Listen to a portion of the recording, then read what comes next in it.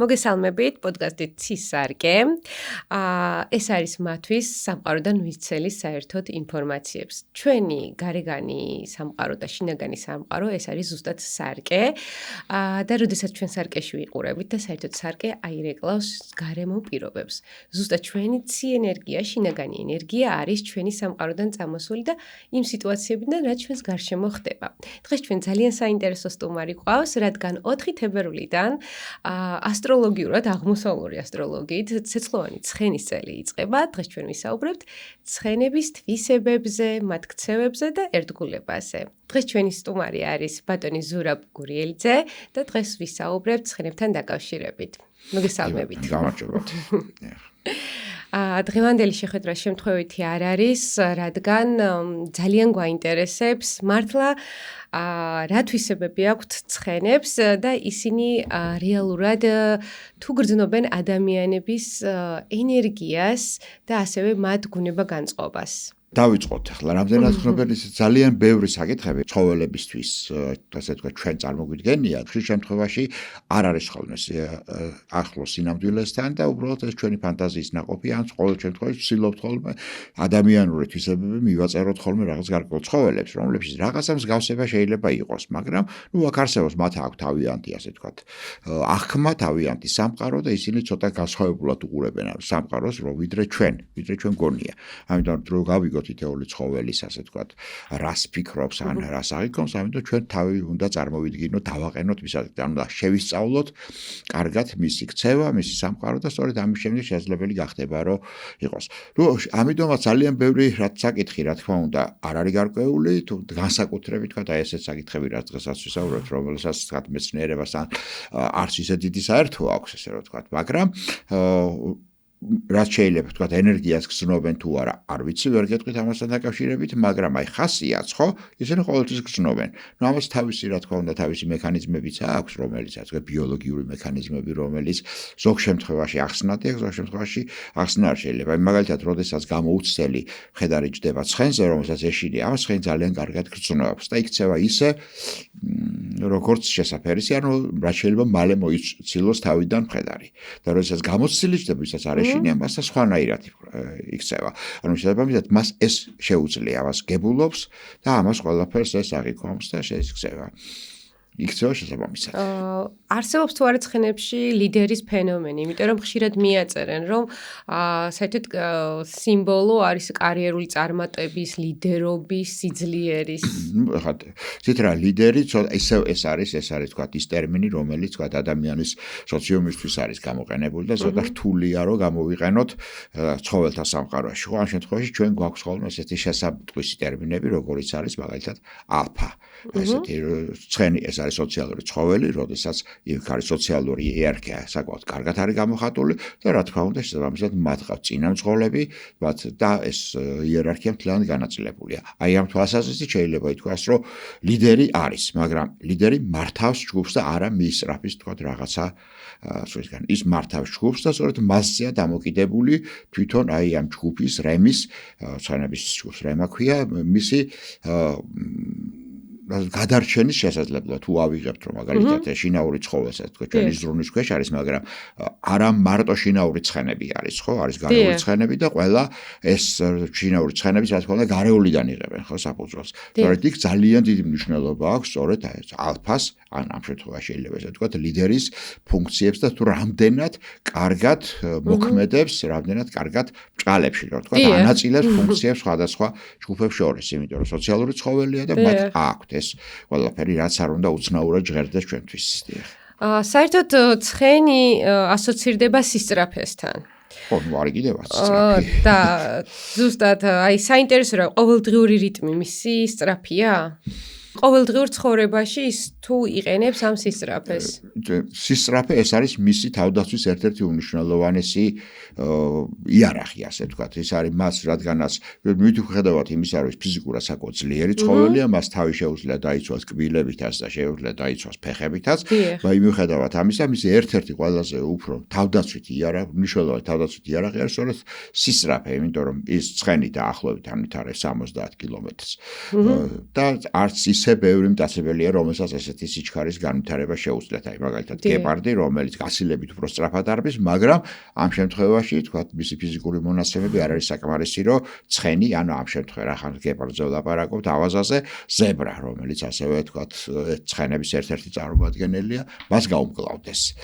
აჰა, საინტერესოა. ასე რომ ფიზიკური ძალა, სისწრაფე ეს არის მისი მნიშვნელოვანი იარაღი. ფერებზე მინდა გკითხოთ, საერთოდ ესეთი არის აღმოსავლურ ფილოსოფიაში გვაქვს ესეთი რაღაცა, რომ ყველა ელემენტს აქვს თავისი ფერი და რა თქმა უნდა, ცეცხლოვანი ცხენი, რომელიც ყოველ 12 წელიწადში მეორდება, ცეცხლოვანი მეორდება ყოველ 60 წელიწადში ერთხელ, მაგრამ ყოველი ფერის ცხენი მეორდება ყოველ 12 წელიწადში ერთხელ, რაღაც ესეთი ციკლებით იყოფა. და ყველა სხვადასხვა დანიშნულება აქვს მინიჭებული და ამაზე არის ესეთი საუბარი, რომ ისინი ფერების მიხედვით კი განსხვავდებიან, იმიტომ რომ ელემენტი მაგალითად წითელი ცხენი არის ცეცხლოვანი ცხენი. და ეს რეალობაა თუ არ არის რეალობა, ამაზე მინდა ვისაუბროთ. დავიწყოთ იქიდან, რომ წითელი ცხენი ბუნებაში არ არსებობს, ესეთი არის, თქვათ, შეიძლება. ცხენებს თავისი შეფერილობა აქვს, მაგრამ შეფერილობას, რა თქმა უნდა, აქვს თავისი ტერმინები, განსაკუთრებით ეს შინაურ ცხენებს შეეხება, რადგანაც ამ შემთხვევაში ძალიან დიდი დიაპაზონია უკვე ფერების, არიან სხვადასხვა ჭრელი, მაგალითად არის ფერი, რომელსაც ქვია პალომინო, ეს არის ჩალისფერი, თეთრი, ფაფარი, თეთრი კუდით, ასე შემდეგ. რა თქმა უნდა, ძალიან დიდი დიაპაზონია. აი, შინაურ რა შეეხება გარეულ ცხოველებში, ესენ უფრო ერთი შეფერილობის არიან, სულ ეს არის ჩალისფერი, აი, ბრევალსკის ცხენი რო ვიღოთ, ეს არის, ესე ვთქვათ, ჩალისფერი, შავი, ფაფრით და შავი კუდით და შავი, ასე ვთქვათ, ფეხებზე. აი, ამ შემთხვევაში გარეულ ცხოველებში ეს ნაკლებად ჩანს, მაგრამ აი, შინაურ ცხოველებში, რადგანაც ეს, ასე ვთქვათ, გარკვეული გენეტიკური, სელექციური სამუშაოების შედეგია, ზოგიერთ ფერთან მეტი გარკვეული ხასიათი არის დაკავშირებული.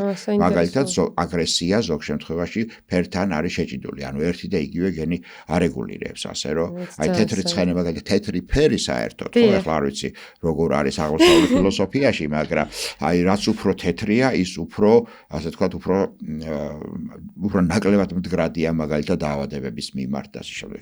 ამას აქვს ბიოლოგიური საფუძველი. სუსტები არიან უფრო. ხო, უფრო სუსტები არიან. თუმცა აი ზოგ შემთხვევაში, ზოგ ცხოველში, ხო, ზოგ შემთხვევაში თეთრ ფერთან არის შეჭიდული აგრესიულობა.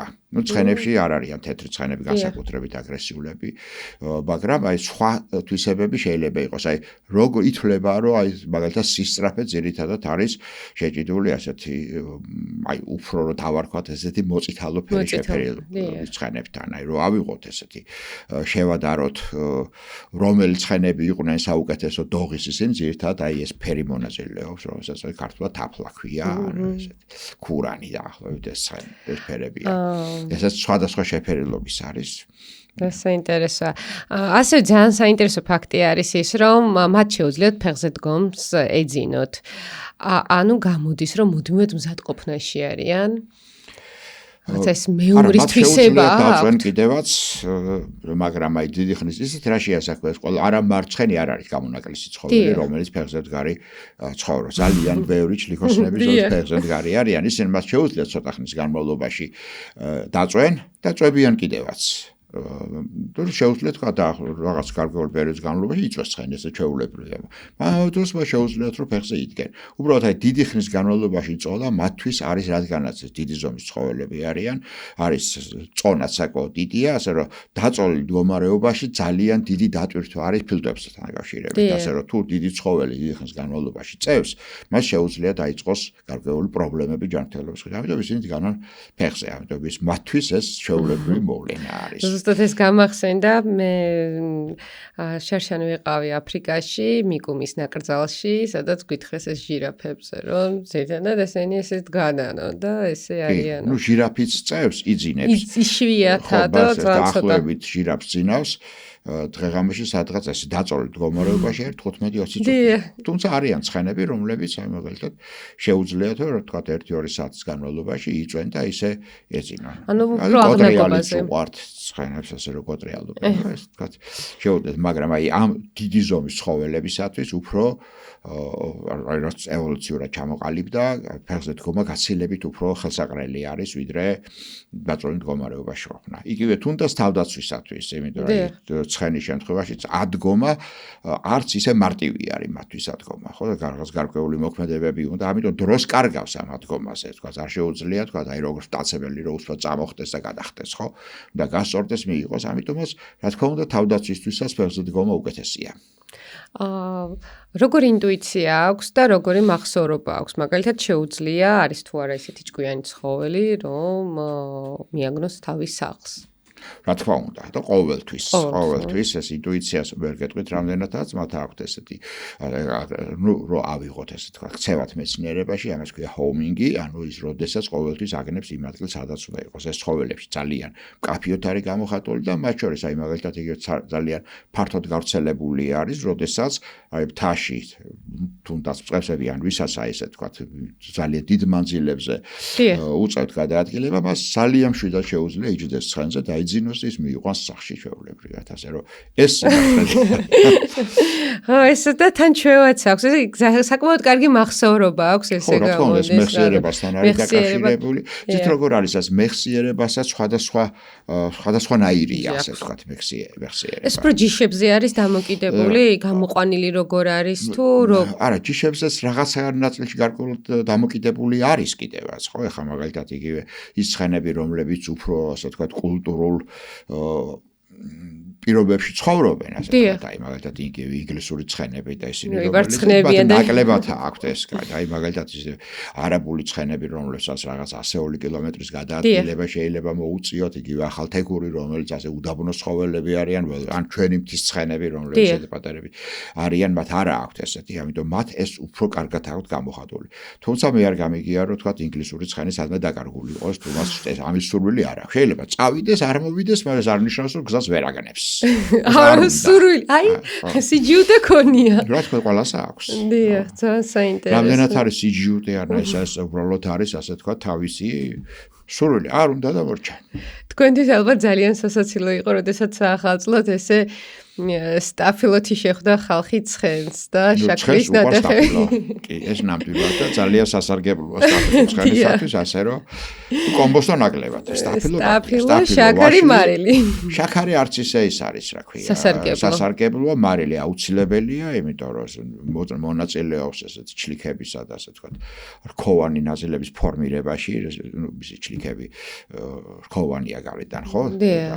ეს აუცილებელი არის, შაქარი არანაირი აუცილებლობა არ არის, ისევე როგორც აი ბავშვებს უყვართ კბილეული, ისევე უყვართ მათაც კბილეული. წუწკები. თქვენი ფავორიტი თუ გაქვთ ესეთი რომელიმე ჯიშის ცხენი, რომელიც თქვენთვის? ორი ფავორიტი ჯიში მყავს, ეს არის არაბული და ახალთეხური. აჰა, ძალიან. ახალთეხური ეს არის თურქმენული ჯიში, ეს არის ქართულად კი ჟღერს ძალიან, მაგრამ სინამდვილეში ეს არის თურქმენული ცხენი, ძალიან ლამაზი. არაბულიც ორივე ეს ესენი არიან ძალიან დიდ მანძილებზე გადაადგილებიან, თუმცა ვართავითად ყველა ცხენი მიყვარს. მე მყავს ცხენი, რომელიც არის დედა ყავდა არაბი და არაბული ჯიშის და მამა ახალთეხურის, ასე რომ ეს შუალედური. ორივე ყავთ ერთად, დიახ. და ძალიან საინტერესო ნამდვილი არაბული ცხენები არის საქართველოში? იყო ეხლა არ ვიცი არის შეურჩენილი თუ არა, იყო ნამდვილი არაბული ცხენების, ნამდვილი ახალთეხური ცხენების, ალბათ ეხლაც არის შეურჩენილი. სამწუხაროდ ესეთი დეტალური ინფორმაცია არ მაქვს ამასთან. ეს საკმაოდ ესეთი ძვირფასი ცხენებია. აი როგორც ძაღლებში არის რომ ინარჩუნებენ რაღაცა ის ცხენებში იცით როგორ არის ცხენებში აი როგორ არის იცით აი თუ არიან გარკვეული მოყვარულები რომლებიც ამას ინარჩუნებენ აი სამწუხარო თქვა ესეთი ადგილებში სადაც ცხენი ეს არის ასე თქვა სასოფლო სამეურნეო ცხოველი აქ უკვე ნაკლებად აქცევენ ყურადღებას რა ჯიშია მთავარია რომ თქვა თუ დიდი ცხენია იმას შეაჯვარებენ სხვასთან რომ უფრო ძლიერი იყოს ასე რომ დიდი არეულობა ამასთან ძაღლებისგან განსხვავებით დიდი არეულობა. აჰა, ესე იგი. ხასიათზე სოციალური იერარქია, ასტროლოგიური ცხენი თავისუფლების მოყვარია და ვერ იტანს შეზღუდებს. როგორ გამოხატავს ამას რეალურ ცხოვრებაში ცხენი? ცხენი, რომ თავისუფლების მოყვარულია, ცოტა რთული საფრთხელი არის ამ შემთხვევაში, მაგალითად ძალიან ხშირად, როგორც ვიცით, ხო, ცხენები არიან თქვა შენობაში, თავლაში, სადაც არის ეს თითეული საჯინიბო და თითეული შემდეგ დაყოფილი არის რაღაცას. გარკვეულ ნაწილებად ძალიან ხშირ შემთხვევაში მათ ძალიან ხშირად ეჩქარებათ ხოლმე, სწორედ იქ დაბრუნება და შესვლა, ასე რომ. ანუ ჩვევაში აქვს, მაგრამ მე მყავს ბრიტანეთში ნანახი სოფლებში, სადაც ვერ გადმოდიან გზაზე და ტყეში დარბიან ესე პონები, ცხენები, ხო და ველურად ცხოვრობენ. ძალიან ბევრი გაშვებული არის ესენი და ყველაფერი ჩვეულებრივად თავისუფლად გადაადგინდებიან მოძრაობენ. მაგრამ ისინი მაინც ასე ვთქვათ, მიბმულები არიან იქ, სადაც ცხოვრობენ, ასე რომ შორს ისინი არიან. ესე თავისუფლების მოყარი. რას დავარქვევ თავისუფლებას, ხო, თავისუფლება, რასაც უნდა ხა საიტან ტომპსონს აქვს, ხო, ესეთი ძალიან საინტერესო მოთხრობა მუსტანგზე, რომელიც ეს სხვა სიტუაცია. ის არის გარეული ცხოველი, რომლისთვის ეს ქსივრცე ეს გარემოს ჩვეულებრივი ამბავია და ამ შემთხვევაში შეიძლება, მაგრამ ახლა ცხოველი, რომელიც დაიბადა და მოხდა თქვა 4 კედელს შორის, რომელსაც თქვა აჭმევენ, ეფერებიან, ულიან, მისთვის თავისუფლება ალბათ ეს არის. საინტერესო. ახლა წარმოგიდგენთ, რომ გაუშვათ ესეთი ცხოველი მინდორში, სადაც არ საჭმელი, არ სასმელი, არც არავინ არ ეფერება, მოეწონება თუ არა. როგორც წესია, ცოტა არასწორი წარმოდგენა გვაქვს, ახლა ცოტა სხვა ცხოველებსაც რო შევეხოთ, ხო? აი გარეული ცხოველის წყეობაში გაზრდილი, გარეული ან ხელოვნურ პირობებში გაზრდილი გარეული ცხოველის ეს რაც არ უნდა იყოს, ცხენი იქნება, ზებრა, ფრევასკის ცხენი, მათი ბუნებაში დაბრუნება არის ძალიან რთული საკითხი. და ძალიან ძნელია მისი დაბრუნება. უკვე ადაპტაციას რო გადიან ალბათ. არა, ისინი თქვა აქ არიან ძალიან ბევრი საკითხები არის, მათ შორის ეს ქცევითი საკითხები, როგორიც არის ასე თუ ქცევის ჩამოყალიბება, მიჩვევა, ესეთი ხა ჩვენთვისაც რა არის ხა თავისუფლება. ნია. თუ ეს თავისუფლება ხო არ არის, რომ მინდორში გაგვაგდონ და ვირბილობ შიშვლება, ხო? არ არის თავისუფლება. ესე იგი გამოდის, რომ ძალიან ბევრი ისეთი კარგი თვისება აქვს ჩვენს ცხენს, შეიძლება ის ძალიან კარგი მეგობარიც იყოს ადამიანისთვის და იმორჩილო და არც ისეთი თავნება და არც ისეთი ცუდი საქციელიც, რასაც ზოგჯერ მიაწერენ არ აქვს. ინდივიდუალური არის. ძალიან ბევრ ცხენს ეს ინდივიდუალურად ახასიათებს. ხასიათებით. კი, რა თქმა უნდა, ჩვენ გვყავდა ერთი ცხენი, რომელიც აი, ვთქვათ, ყოველ გამოყვანაზე თავიდან უნდა გაგეხედნა. ანუ არიან ესეთი.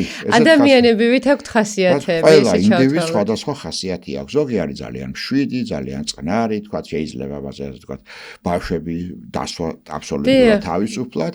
მისივე ასე თქვათ იგივე შეფერა, ყველანაირად ასე თქვათ იდენტური შეიძლება იყოს ძალიან ესეთი ფიცხი ხასიათის, ანუ როგორც ადამიანებში ესე სხვადასხვა ხასიათი. მაგრამ ნახეთ, აი ცხოველებში არის ძალიან ხშირად როგორი ფიცხიც არ უნდა იყოს.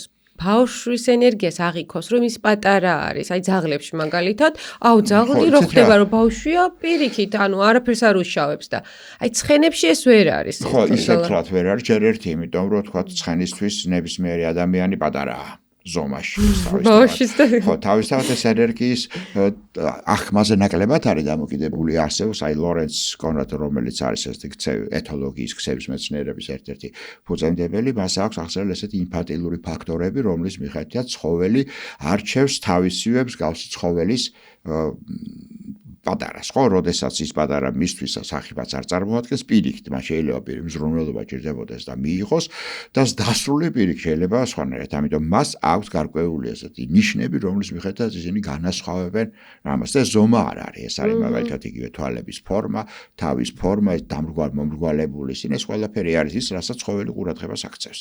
აი ცხენისთვის, ხო, ბავშვი, ასე ვთქვათ, ადამიანი, რა ვიცი, სულ ერთია.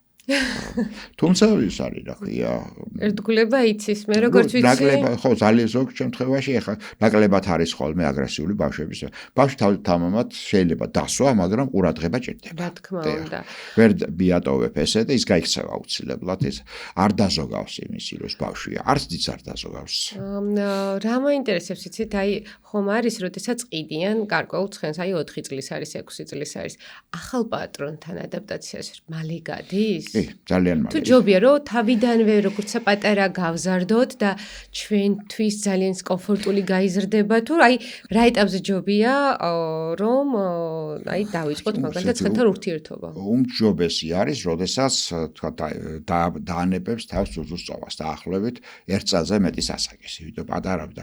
მას სჭირდება ძალიან ბევრი რაღაცა თქვა ეს არის რძე ერთი რაც მის აუცილებელია და ხელოვნური კვება ვერაფერ ვერ შეცვლის დედის რძეს, იმიტომ ძალიან ბევრი თქვა მიკროელემენტები შედის და ასევე სხვადასხვა ქიმიური შენაერთები, რაც ძალიან მნიშვნელოვანია და აი ამის შემდეგ შეიძლება სწორედ ვისი თუმცა ურთიერთობა შეიძლება გქონდეთ, მაგრამ აი დედას რო მოაშორო, ეს არ არის მაინც და მის, მაგრამ აი თვითონ დედასთან ერთად რო ეს ეთამაშო კვიცი წამოიყვანო, ეს თავისთავად რა თქმა უნდა. ანუ 1 წლიდან უკვე შეიძლება მე როდესაც თქვა აი საერთოდ ცხენთან ძაღლისაგან განსხვავებით, აი ძაღლი უცხოს არ ღებულობს, ხო?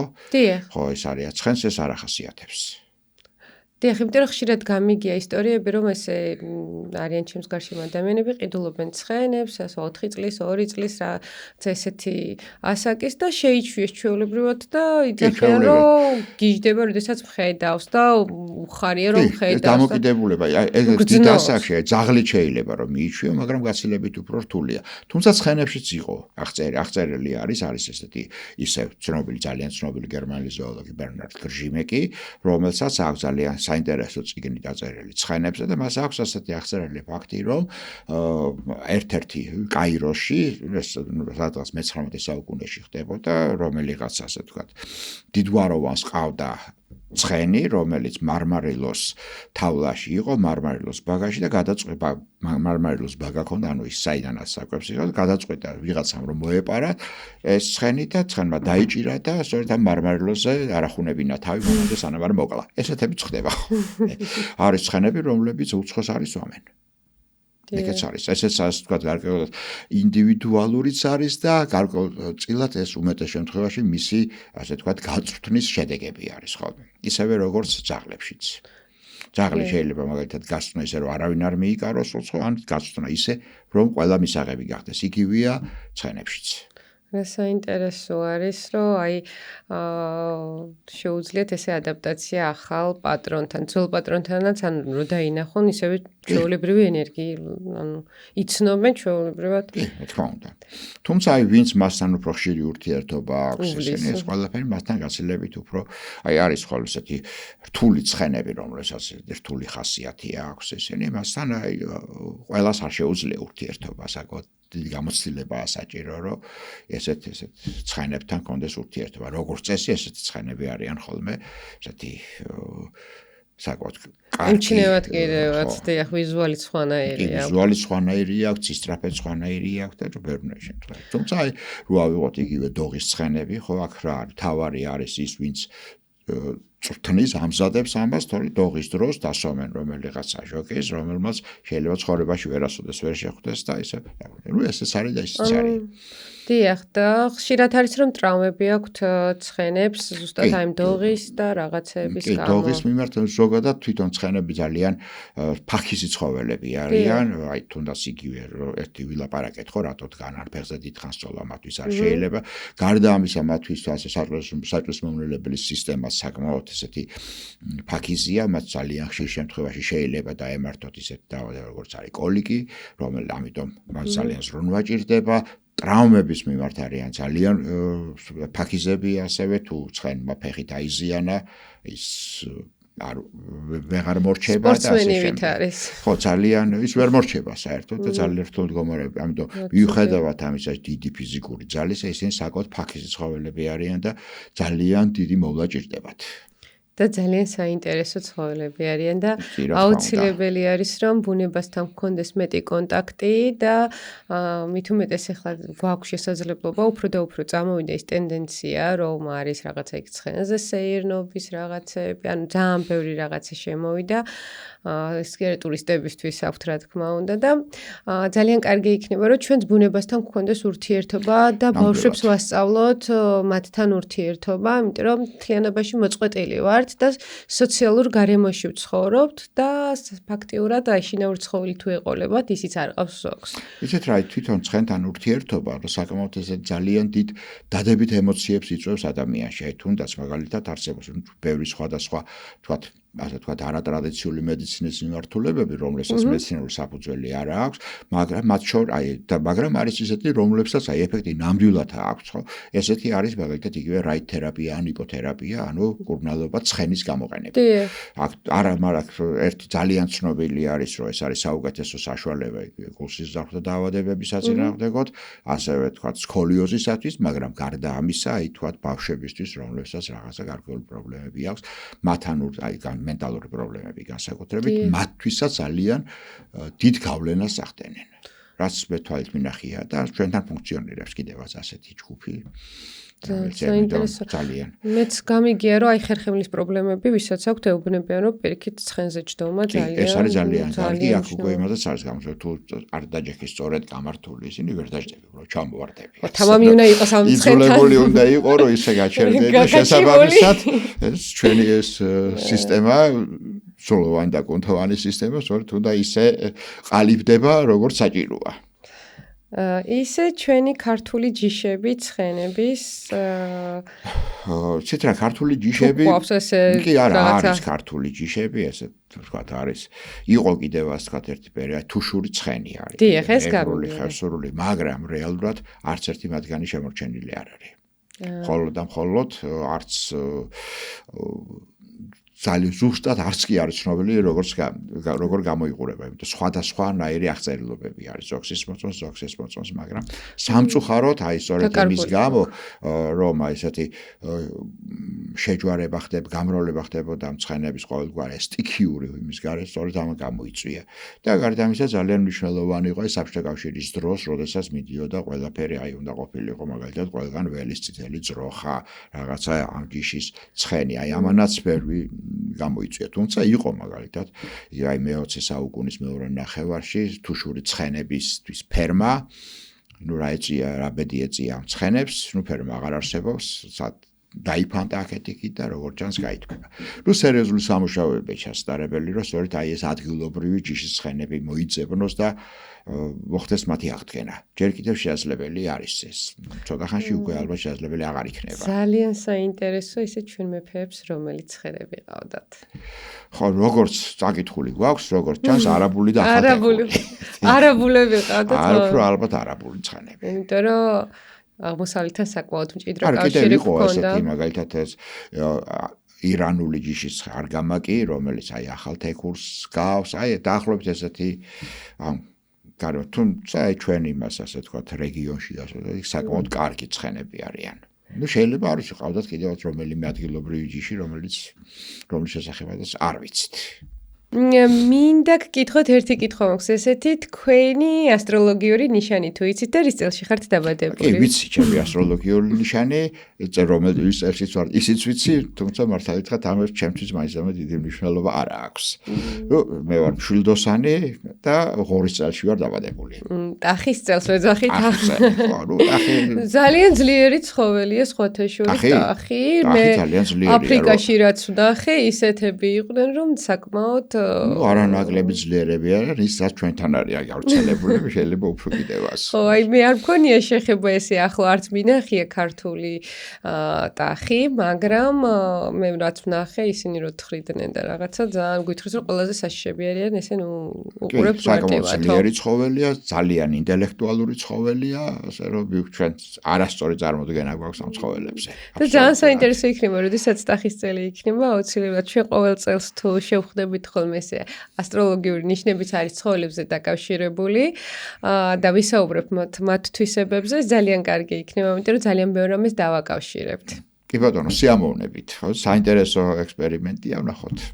მოკლედ დღეს ძალიან საინტერესო იყო ჩვენი საუბარი. მინდა რომ თქვა ის რომ ძალიან ბევრი თემატიკა რაც დაკავშირებულია თვითონ აღმოსავლურ ენერგიასთან დაკავშირებით, აღმოსავლურ ასტროლოგიასთან დაკავშირებით, ბევრი რაღაცა ემთხვევა.